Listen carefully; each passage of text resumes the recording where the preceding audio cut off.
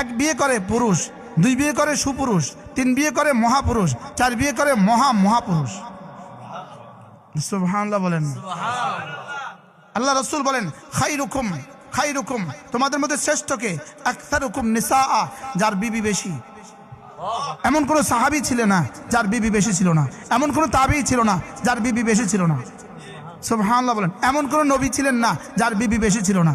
এজন্য হারাম তরিকা নয়, পরকিয়া করে নয়।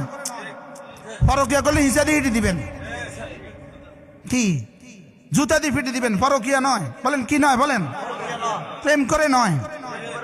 আপনার স্বামী 24 ঘন্টা মোবাইলে থাকে, ওকে বলেন তুমি আরেকটা বিয়ে করো, তবে মোবাইলে গুনাহ করবে না।